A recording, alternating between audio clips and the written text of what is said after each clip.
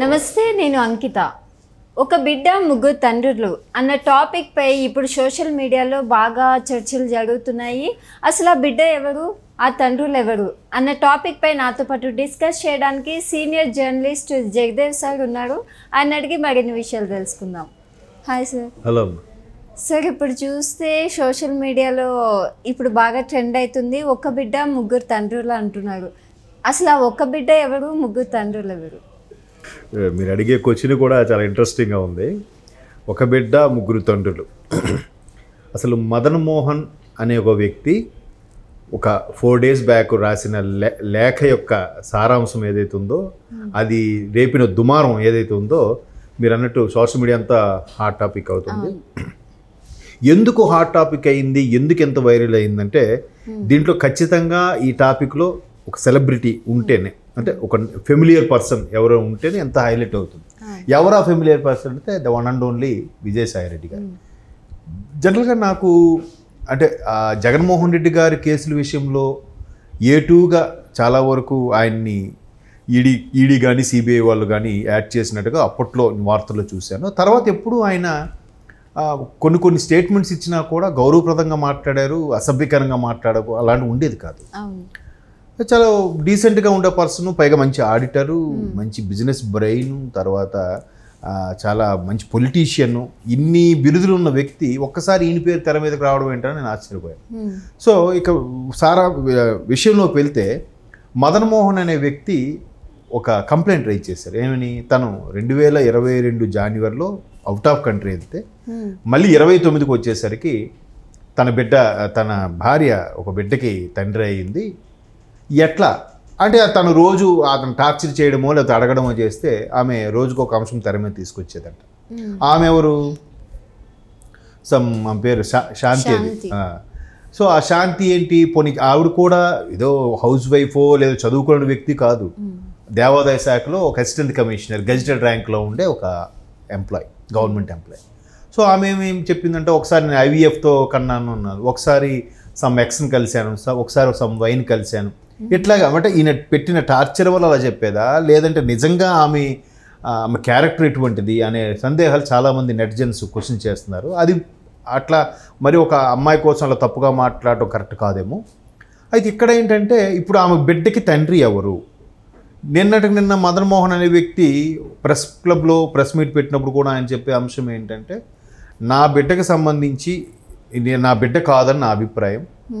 దీనిలో ఆవిడ ఎవరెవరు పేర్లు చెప్పిందో, ప్రధానంగా విజయసాయి రెడ్డి అని కానీ, ఇలాగ మధ్యలో XYZ, మల్లేషు, యాదయ్య ఏవో పేర్లు చెప్తూ లాస్ట్లో నేను ఏ హాస్పిటల్ ఆవిడ బిడ్డకు అందో ఆ హాస్పిటల్కి వెళ్ళి నేను ఎంక్వైరీ చేస్తే పోతిన సుభాష్ రెడ్డి ఎవరో ఉన్నారు. సో అయితే నాకు ఇప్పుడు తేలాల్సిందే, సుభాష్ రెడ్డి తండ్రా లేదా విజయసాయి రెడ్డి గారి తండ్రా? DNA టెస్టులకు సిద్ధమా అన్నట్టుగా ఆయన సవాల్ విసిరాడు. ఒకవేళ DNA టెస్టులకి నిజం కాకపోతే నేను వాళ్ళ కాళ్ళ మీద పడి క్షమాపణ కూడా అడుగుతాను, బట్ వాళ్ళు ఎందుకు ముందుకు రావట్లేదు?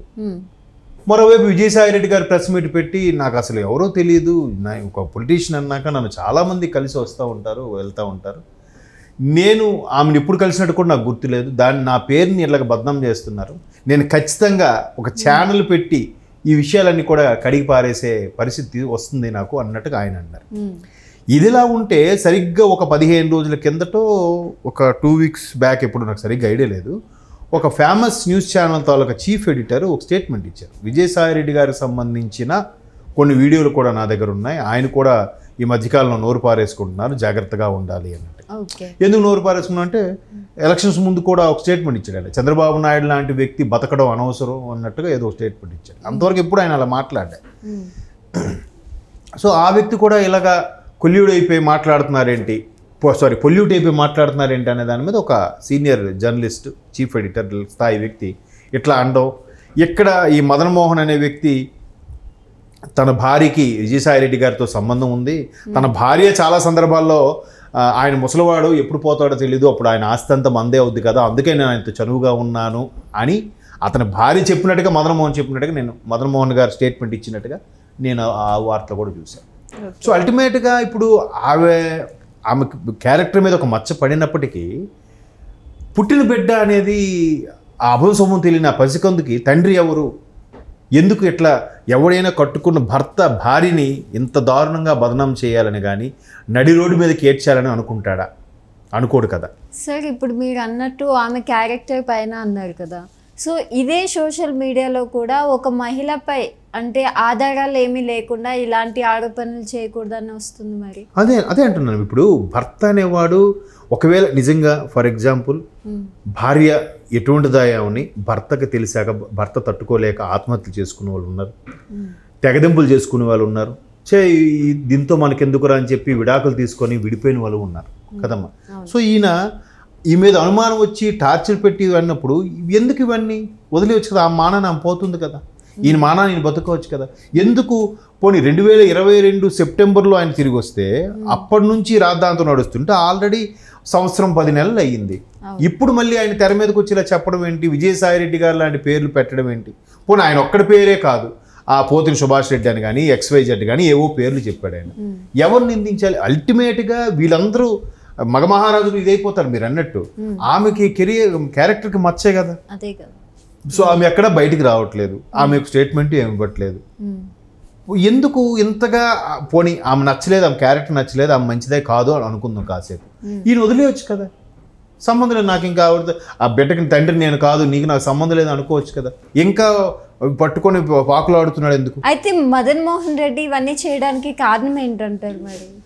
అదే అంటానమ్మా. ఇప్పుడు ఆమె క్యారెక్టర్ నీకు నచ్చలేదు, లేదంటే ఆవిడ పలానా వ్యక్తిని కలిసింది, పలానా వ్యక్తితో బిడ్డ కంది అనుకున్నప్పుడు నచ్చక లేదంటే తెగదెంపులు చేసుకుని విడాకులు తీసుకుని విడిపోవచ్చు కదా. ఇట్లా ఎందుకు ఆమె క్యారెక్టర్ని నిందిస్తూ ఇట్లా రోడ్డుకి ఏడ్చడం అనేది కరెక్ట్ కాదని నా అభిప్రాయం. బట్ ఆయన కూడా పబ్లిక్గా ప్రెస్ మీట్ పెడుతున్నారు. పోనీ ఆ పెట్టిన వ్యక్తి కూడా చిన్న సాదాసీదా వ్యక్తి కాదు. విజయసాయిరెడ్డి గారు అంటే ఇప్పుడు జగన్మోహన్ రెడ్డి గారి పార్టీలో వైసీపీలో నెంబర్ 2 స్థానంలో ఉండే వ్యక్తి. జనరల్గా గతంలో కూడా ఎప్పుడు ఆయన మీద ఇలాంటి ఎలిగేషన్స్ వచ్చిన సందర్భాలు లేవు. అయితే ఇక్కడ చాలామంది అనేది ఏంటంటే వైసీపీలో చాలామందికి ఇటువంటి ఎలిగేషన్స్ ఉన్నాయి, మాజీ మంత్రులకి మాజీ ఎంపీలకి ఇలాంటివి ఉన్నాయి. సో ఆ తానులో ముఖ్యే కదా, ఈయనకి కూడా అట్లాంటి ఉండుండొచ్చేమో.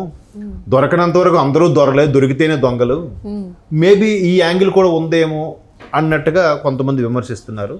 కానీ లేదు, ఇది ఏదైతే ఉన్నారో ప్రభుత్వం పక్షంలో ఉన్న వాళ్ళు కూటమి ఎవరో పడక నా మీద ఇలా చేస్తున్నారు అనే వార్తలు వినిపిస్తున్నాయి. స్వపక్షంలో కూడా ఈయనకి నచ్చని వాళ్ళు ఈ విధంగా బురద జల్లే ప్రయత్నం చేస్తున్నారన్న వార్తలు కూడా ఉన్నాయి. ఇది రీసెంట్గా నిన్నటి నుంచి వింటున్నాను. వైసీపీలోనే విజయసాయిరెడ్డి గారి యొక్క ఆధిపత్యం ఇష్టం లేకే ఈ విధంగా లేనిపోని రూమర్స్ క్రియేట్ చేస్తున్నారు అన్నట్టు కూడా వార్తలు వినిపిస్తున్నాయి. మొత్తం మీద ఇప్పుడు మదన్ మోహన్ కానీ విజయసాయిరెడ్డి గారి స్టేట్మెంట్ కానీ లేదా పోతిని సుభాష్ రెడ్డి అన్న వ్యక్తి వీళ్ళందరూ ఎవరు తెలియదు. కానీ అల్టిమేట్గా మీరు అన్నట్టు ఒక అమ్మాయి క్యారెక్టర్ మీద ఇంతగా వైరల్ అవ్వడం, ఇంతగా డిస్కషన్లు పెట్టుకోవడం, ఆ బిడ్డకి తండ్రి అవ్వడం అని అనడం అనేది చాలా ఇబ్బందిగా అనిపిస్తుంది డిస్కస్ చేయడానికి కూడా. బట్ ఆమె విషయంలో ఎందుకు భర్తగా ఉన్న మదన్ మోహన్ ఎంతగా కక్ష కట్టి బయటకు వచ్చి ఇలా చెప్తున్నారా, లేదా ఆవేదన చెందిలా చెప్తున్నాడా అనేది తెలియాలి. లేదా విజయసాయిరెడ్డి గారి మీద సెంటర్ చేస్తూ కావాలని ఎలిగేషన్స్ బురద జల్లుతూ ప్రయత్నం చేస్తున్నారో తెలియదు. ఏది వాస్తవం చెప్పలేకపోతున్నాం. బట్ ఏ వాస్తవమైనా అవాస్తవమైనా అల్టిమేట్గా ఆవిడ క్యారెక్టర్ అనేది మాత్రం లేనిపోని మచ్చలు ఆమెకి అంటించే ప్రయత్నం చేస్తున్నారనిపిస్తుంది.